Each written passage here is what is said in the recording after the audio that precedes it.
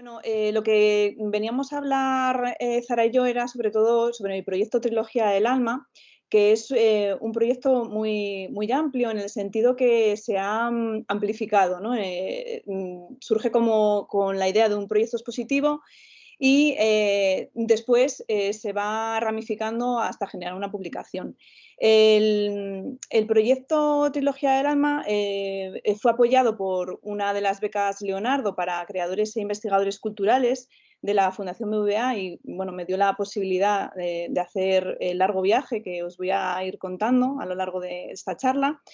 Y el otro viaje que hicimos fue, bueno, pues una vez realizadas las piezas, todas las obras, se generó, ¿no?, lo que sería el proyecto expositivo bueno, que he titulado Trilogía del Alma y que se ha ido desvelando en un primer momento en diferentes movimientos, ¿no?, en los tres movimientos que configurarían esta trilogía. El primero sería Trascendencia, que se expuso en el Centro de Arte de la Cárcel de Segovia. El segundo sería Purificación, que se expuso en la Galería Gijonesa Gemma Llamazares. Y el tercero sería Renacimiento, que se expuso en la Galería Blanca Berlín de Madrid, dentro del marco del Festival de Foto España 2019. Y por fin, en el 2020, conseguimos reunir las tres partes de la trilogía y las expusimos por completo en la Fundación Vilacasas, que aquí podéis ver una imagen bueno, de algunas de las salas de la Fundación Vilacasas, donde se expuso casi todas las piezas, unas 45 obras fotográficas, más instalaciones y 2 vídeos. Y hoy día pues está exponiéndose justo a día de hoy en Asturias, en el Centro Municipal de Arte y Exposiciones de Avilés, en el CEMAE. Y la otra parte interesante de este proyecto fue el nacimiento de nuestra conversación a raíz de los cuadernos de viaje que fui realizando a lo largo de este proyecto. Hice varios cuadernos, ahora también explicaré un poco cómo funciona mi forma de gestar una pieza. Y tuvimos la suerte, ¿no?, que Marifé pues, nos acompañó también y nos apoyó y nos dio esa posibilidad de poder editar parte de los dibujos de ese cuaderno de viaje y además una entrevista, una charla, conversatorio entre Zara y yo, hablando un poco pues, de todo el proceso, un poco destripando, ¿no?, bueno, una forma de decir, ¿no?, el proyecto. Y bueno, una vez hecha un poco esta presentación de cómo se ha ido moviendo este proyecto, voy a hablaros ya directamente. Esta es la publicación de los cuadernos, que se titula Tránsito por los estados del alma, cuaderno de viaje, la editorial Uso y la colección Palabras hilanderas que dirige Marifé Santiago. Bueno, Trilogía del Alma es un proyecto que indaga en la condición humana y en la poética del paisaje. Para mí es un viaje iniciático por los desiertos del alma, ¿no?, donde se plantean preguntas desde la propia experiencia, desde una forma muy orgánica y muy intuitiva, que es una forma que tengo yo de crear o de percibir, ¿no?, o de entender el arte. Y es que el alma es ese trozo de cosmos que, como decía María Zambrano, nos queda por explorar, o nos queda, mejor dicho, como reto, ¿no? Y ese reto ha sido el que yo me he planteado con este proyecto. Realmente el objetivo de la trilogía del alma no es hablar exactamente del alma, ¿no?, sino de todos esos procesos de búsqueda que me han llevado, ¿no?, a plantearme de una forma muy intensa cuestiones que tienen que ver pues, más con nuestra existencia, con nuestras formas y nuestros modos de ver, de hacer, de sentir y de vivir. Por eso, bueno, este proyecto se realizó, que no lo he dicho, en los desiertos y zonas desérticas de Estados Unidos. Aquí muestro un poco el recorrido que se hizo. Hicimos unos 26.000 kilómetros aproximadamente en dos partes.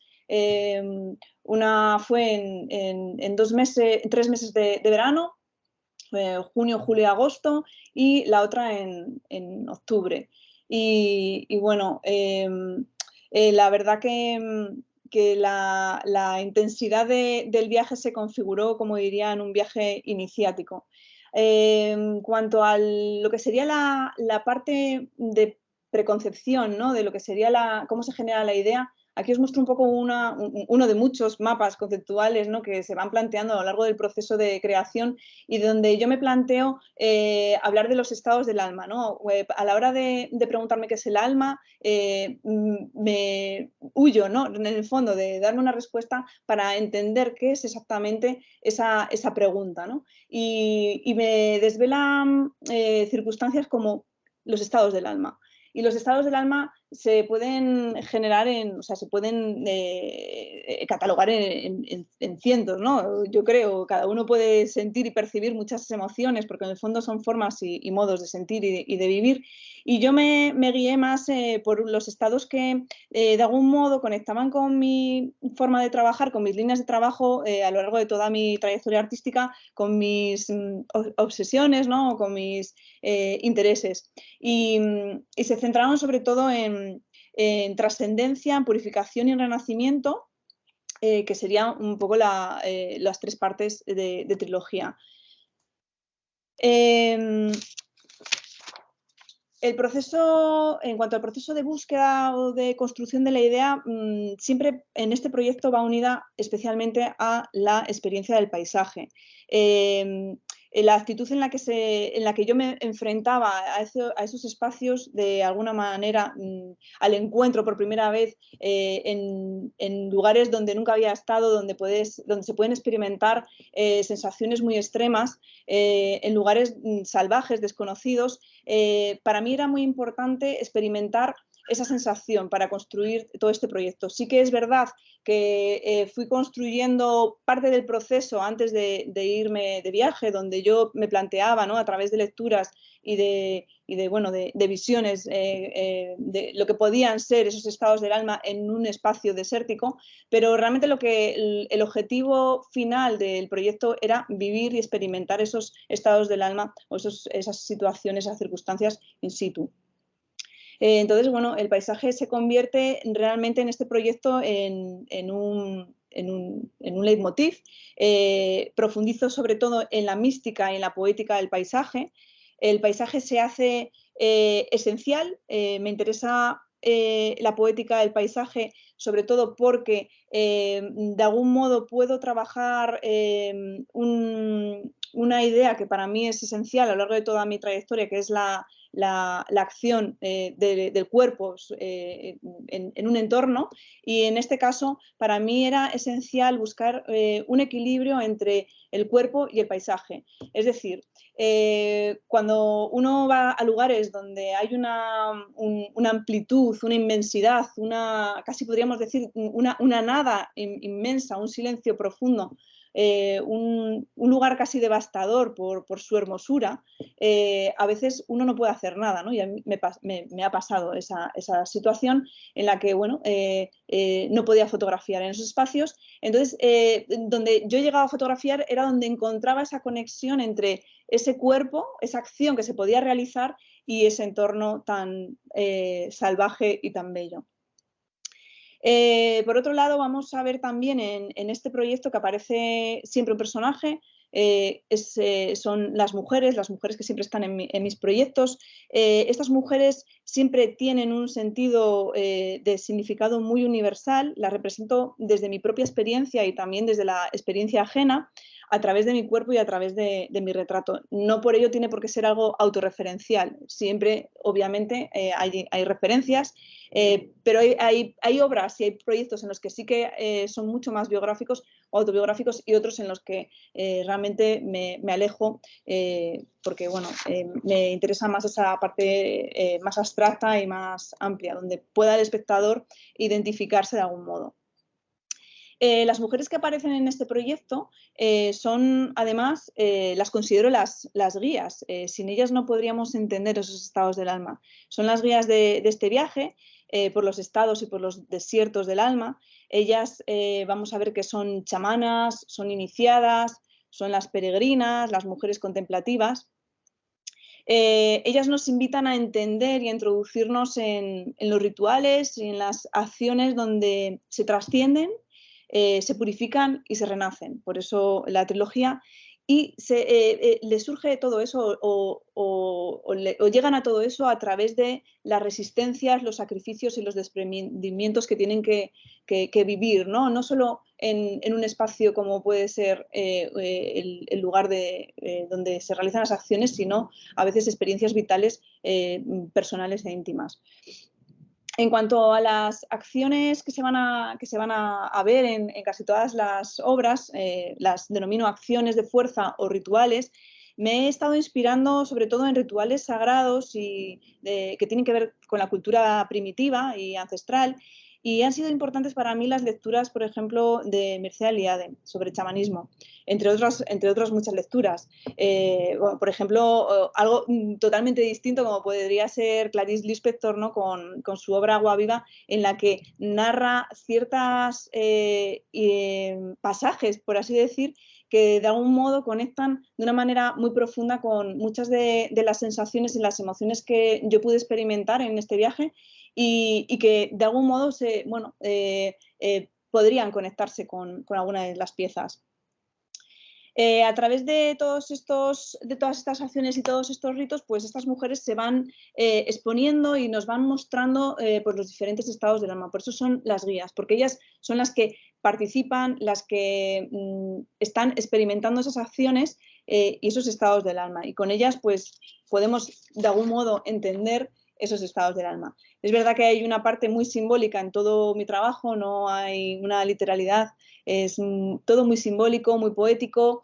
Hay una simbología que sí que nace de una simbología universal y otra que me la voy apropiando, me la voy creando a medida que voy introduciéndome en este viaje por el desierto. Elementos que están en estos lugares me los voy apropiando y los voy haciendo míos.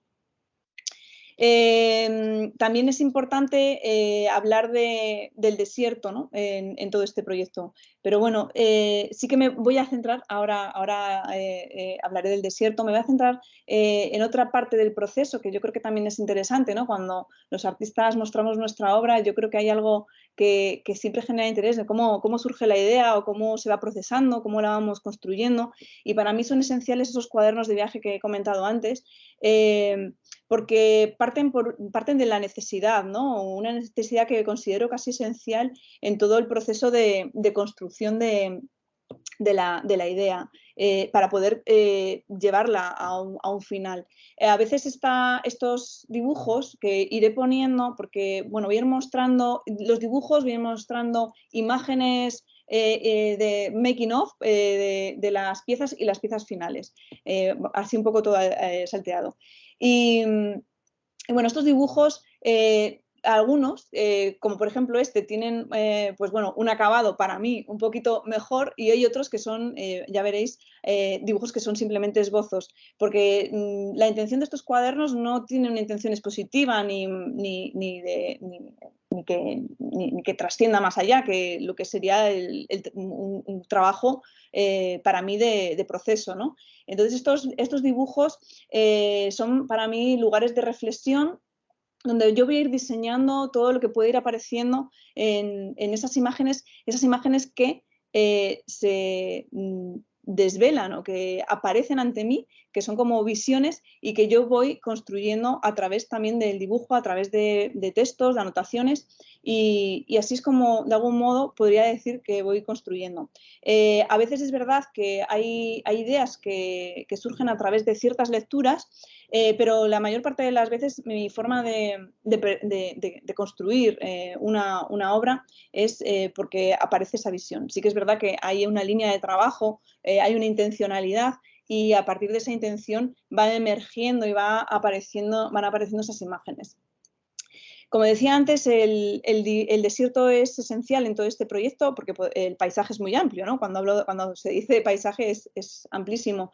pero yo necesitaba hablar del alma o experimentar esos estados del alma en un lugar propicio, ¿no? Y el desierto yo creo que es ese lugar propicio donde nos podemos recoger, nos podemos apartar de la vorágine diaria, de nuestras rutinas, de nuestras obligaciones y desprendernos de todo lo que nos envuelve. El experimentar la soledad tan inmensa y un estado de libertad muy intenso, ¿no? Y muy puro, que sería lo que experimentaríamos en estos lugares, desérticos. Luego también el desierto a nivel simbólico, pues también es ese lugar místico, mítico, donde podemos trascender y donde podemos conectarnos con ese otro yo, esa parte espiritual, esa parte emocional, porque al fin y al cabo cuando estamos en un lugar así se experimenta como una especie de rompimiento entre el cuerpo y entre esa parte espiritual, alma, lo que queráis denominar. Y a mí era lo que realmente me interesaba, ¿no? Cómo podríamos llegar a esos límites, a esos extremos en los que podemos ver ese desprendimiento del cuerpo y de la parte espiritual. A veces se conectan, a veces se desconectan. Las experiencias son amplias. Yo he vivido muchas experiencias a lo largo de este viaje y la que más podría destacar es la sensación de libertad que genera el estar en lugares donde no tienes conexión con nada, de ningún tipo. Sí que es verdad que no estaba sola, estaba acompañada con mi asistente, que además es mi pareja y con la que pude realizar este viaje.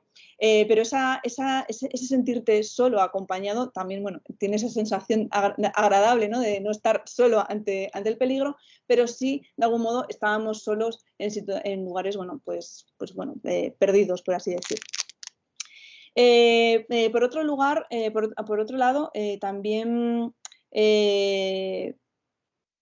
hablar de, bueno, estos son los dibujos que yo estaba comentando, que son más dibujos que se hacen en el proceso del viaje.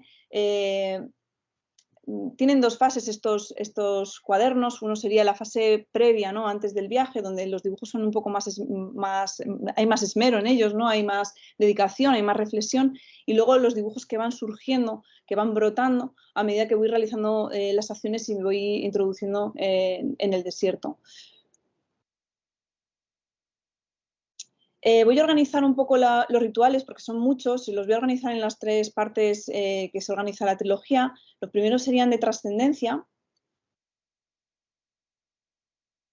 en los que los elementos simbólicos que van a aparecer o el elemento común en todas estas acciones serían las piedras. Las piedras como un elemento que simboliza lo primigenio, lo primitivo. Generalmente muchas de ellas, vamos a ver acciones como por ejemplo esta, son piedras volcánicas. La piedra volcánica para mí tiene un sentido muy profundo, es algo que emerge del centro de la Tierra. Antes de ser, éramos polvo estelar, ¿no? ¿Cómo se generó, cómo se construyó, ¿no? Cómo se creó el lugar donde vivimos?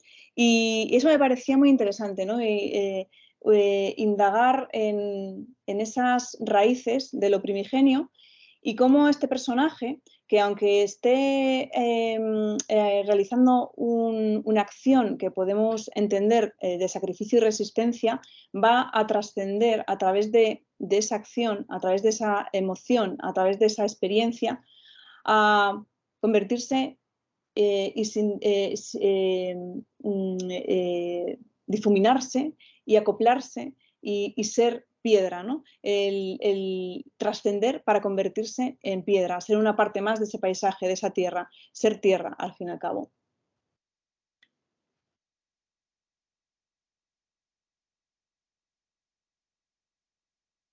Estos son algunos de los bocetos. Aquí alguna fotografía que me parecía interesante para que se viese un poco el proceso de trabajo. Las condiciones de trabajo, tengo que decir que eran bastante duras, porque bueno, íbamos en un coche, no teníamos nada más que ese coche, llevábamos un equipo muy sencillo, 2 cámaras, 2 trípodes, Y luego pues el coche estaba lleno de los materiales con los que íbamos a trabajar, como por ejemplo pues esto, un rastrillo, una pala, escobas, para poder también trabajar y de algún modo intervenir en el paisaje de una forma no dañina, ser bastante respetuosos al fin y al cabo con el espacio. Llevábamos 2 cámaras porque realmente los lugares donde queríamos acceder había que caminar bastante y nos teníamos que alejar del coche, y entonces, bueno, era necesario no ir muy cargados porque ya tenía que llevar, bueno, pues llevábamos, como podéis ver, llevábamos piedras, llevábamos vestidos, telas. Entonces, bueno, entre 2 personas todo eso al final es mucho, en condiciones bastante extremas de temperaturas, bueno, elevadas. Tengo que añadir el dato que vivimos un momento de 52 grados, en la que, bueno, realmente estar fuera era un infierno, y sí que fotografié en esas circunstancias. Me resultaba interesante experimentar ese calor, ¿no? Por así decir, y las cámaras se apagaron, pero conseguí que saliese al final adelante la pieza, y es una de las piezas que sí que veremos más adelante, donde yo sí que voy mojada, me convierto en una especie de fuente. En todos estos rituales de trascendencia, igual que el anterior, acabo siendo parte del paisaje. De trascendencia nos pasamos a purificación, y aquí os presento a una de las chamanas, otro personaje esencial. Es una de las guías fundamentales, porque la mayor parte de las piezas son ritos, y esos ritos están oficiados, por así decir, por la chamana. Para mí la chamana es el vehículo que conecta el mundo terrenal con el espiritual. Realmente su presencia es necesaria para generar esa conexión con esos dos mundos. Está en ese espacio liminal, ¿no? entre el mundo de los vivos y el mundo de los muertos, entre el aquí y el más allá. Y además las chamanas, para mí, bueno, y las chamanas en general, los chamanes, hablan un lenguaje secreto, llevan una indumentaria especial, están preparadas para ese viaje, ¿no? al más allá, y para llevar al iniciado, a la iniciada, a ese otro lugar. Además, me interesa porque ese lenguaje secreto que hablan, pues tiene esa parte abstracta y poética que a mí me interesa mucho en mi trabajo. Muchos de los rituales, como he comentado, son, bueno, la mayoría son inventados, me los voy generando yo a medida que voy viviendo este viaje, y voy conectándome con el paisaje, y voy de algún modo generando o experimentando una cierta catarsis, ¿no? con todo esto. Por eso ese viaje iniciático también, ¿no? Porque de algún modo al final este viaje se convierte en un documento de un estado emocional, de varios estados emocionales, por así decir, y que no me deja como estaba, ¿no? Ya no solo a nivel personal, sino a nivel profesional. Voy construyendo y elaborando unas piezas que de otras circunstancias no las hubiese hecho.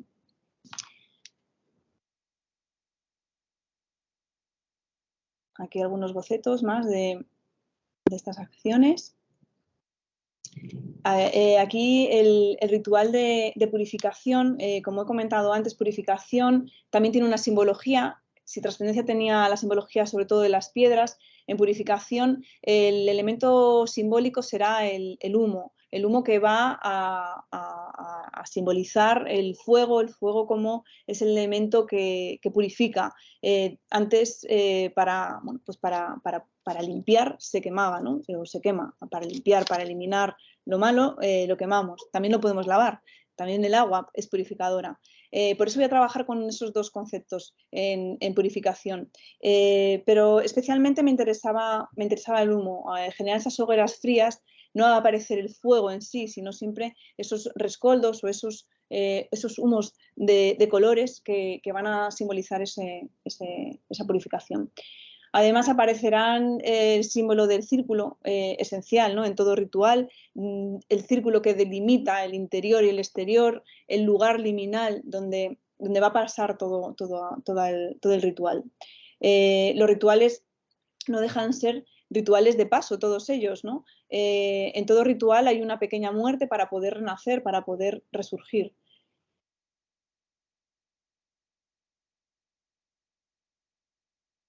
Muchos de las piedras que aparecen, bueno, muchas no, todas en general, tienen un sentido, ahora os voy a explicar. Las piedras todas son compradas en canteras de la zona. La explicación, porque cuando se está en Estados Unidos, aunque no estábamos trabajando en parques nacionales, porque lo que a mí me interesaba era localizar lugares desérticos, alejados de todo, donde no hubiese turismo, donde no hubiese ni siquiera ningún habitante cercano, el llevar piedras en el coche podría suponer que si te para la policía te denuncien por expoliar.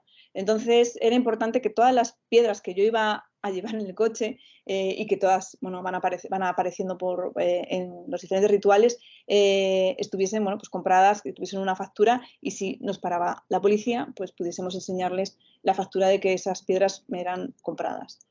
Pero sí que era interesante y muy importante localizar las canteras de la zona para localizar piedras que tuviesen conexión con la geología del espacio. Este sería otro ritual de purificación. Aquí también se ve muy claramente ese concepto de purificar, ¿no? Esa chamana que lleva esa medio máscara que tapa su mirada, y que a través de esa máscara vamos viendo que se va fluyendo una especie de bolas que para mí simbolizan esas lágrimas negras que van purificando, ¿no? que se va limpiando. Es decir, todo eso negro se va expulsando y el cuerpo se va purificando al ir expulsando todo ese dolor.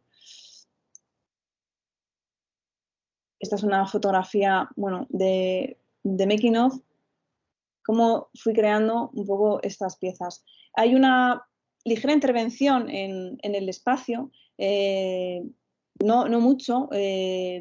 Para mí es esencial ser muy respetuosa también con el entorno. Si he podido, y lo he hecho, he recogido todo lo que he montado, lo recogíamos, porque, bueno, por respetar, ¿no?, a estos espacios. Estos espacios son, la mayoría, como he dicho, espacios desérticos, casi todos lagos secos, donde, bueno, no había apenas nada, ¿no? Otro elemento también simbólico en purificación sería el cristal rojo, que de algún modo está simbolizando esa transmutación del fuego a algo sólido como sólido. También el rojo es esencial porque habla de esa parte de lo que arde, ¿no?, del fuego también. Esta otra pieza, Rito 19, también es muy interesante porque aparecen muchos elementos en los que, bueno, hablan de, por un lado, purificación, y por otro lado, renacimiento. Para mí esta chamana está haciendo un ritual, ella forma parte, está haciendo un ritual de purificación, pero al mismo tiempo también podría ser un ritual de renacimiento. Ella forma parte del círculo, ella forma parte, no está dentro del círculo, sino que es un elemento más del círculo, y está en el agua. Ella se purifica con el fuego y renace del agua. Esa sería un poco la lectura que a mí me interesa. También he de decir, yo no sé si lo he comentado, que no, a pesar de que he organizado la trilogía, ¿no?, en estas tres partes, me resulta para mí difícil organizarlas a cada una de las acciones y los rituales en un lugar específico, porque cada uno de estos rituales convive con diferentes estados del alma. Es decir, en este caso, para mí hay dos estados del alma, ¿no?, que sería purificación y renacimiento. Aquí vemos también a la chamana, en este caso está haciendo también otro ritual que ya no es un círculo, sino que es una línea, pero también es una línea delimitadora, es una línea liminal, ¿no? Está separando de algún modo esos dos espacios donde va a acontecer ese viaje al otro lado. Y por último, Renacimiento. Renacimiento, el elemento simbólico, vamos a ver que es el cristal, también azul, el color azul aparecerá también como elemento simbólico y el agua. Este ritual evoca más un ritual de renacimiento, un ritual que tiene que ver más con la fertilidad, con algo que va a nacer o que va a crecer, con algo que se va a transformar. Para mí era muy importante en esta parte de Renacimiento ser fuente. Hice muchas lecturas, algunas lecturas han sido las de María Zambrano y saqué, ¿no?, alguna frase que me parecía muy interesante, lo de ser tu propia fuente, ¿no? A mí me parecía que era increíble, ¿no?, poder ser una fuente en un desierto. Realmente era algo mágico, algo que solamente podría hacer una chamana o una maga, ¿no? Y lo intenté y bueno, creo que lo conseguí. Entonces, bueno, aquí, bueno, foto de making of, de localización.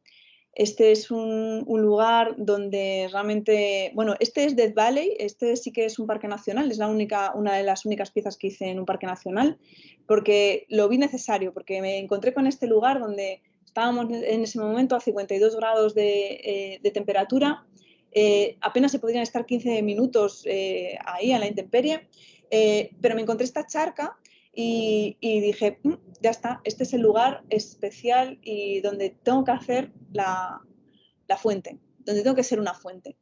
Así que, bueno, como podéis ver, con unos medios muy, muy minimal, es decir, una cámara y un dispositivo para poder tener agua, fui creando esa propia fuente. No sé si se puede percibir entre las manos va cayendo agua. Esta es una foto, pero sí que pude realizar una pieza audiovisual donde es un continuo, un bucle, donde va el personaje pues, desprendiendo de sus manos, va fluyendo agua y ese fluir es constante, ¿no? Ella se convierte en agua.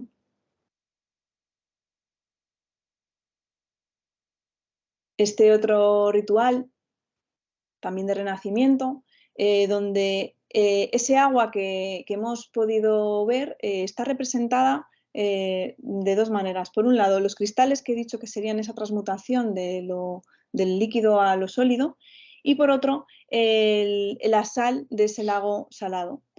El azul como ese elemento que nos está abocando también al agua, ese elemento que tiene que ver con el líquido amniótico, ¿no? Es ese lugar primigenio de donde venimos y a donde nos gustaría volver.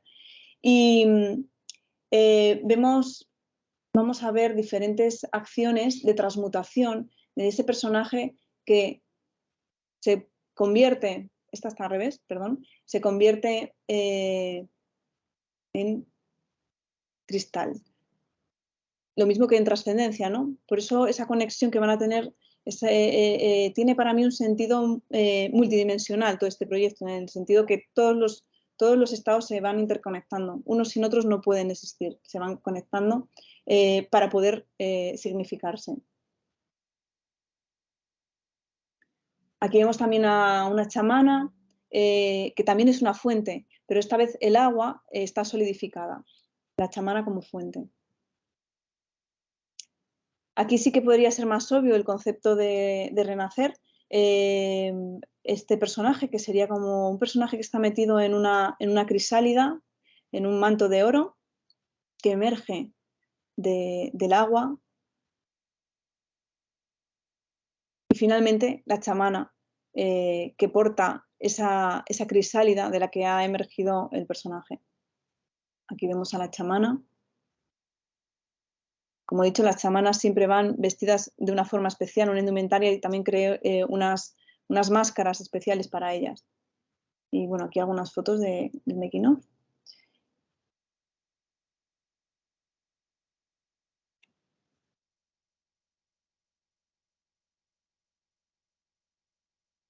Este lugar fue muy especial. Este lugar está cerca de Spiral Jetty de Robert Smithson. La Spiral Jetty está en el Salt Lake City y este es el lago de Salt Lake. En verano tiene unas condiciones muy especiales. Tiene unas condiciones como podéis ver, el agua se pone en algunas zonas de color rosa. La llegada a este lugar fue mágico, no solo por ver la espiral de Smithson, que para mí era importante en este viaje, porque sí que además de poder hacer todo este proyecto, fuimos como haciendo una peregrinación por todos esos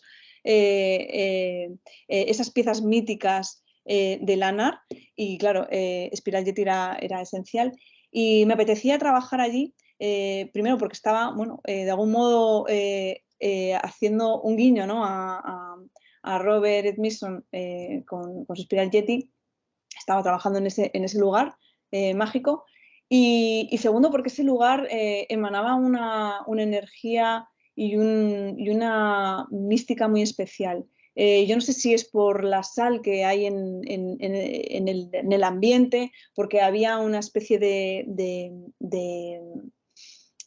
calima con sal, una cosa, una bruma extraña se estaba levantando. Entonces, realmente había momentos en los que no se llegaba a ver el horizonte y había una especie de degradado de rosas, violetas y azules muy especial. Era un lugar mágico.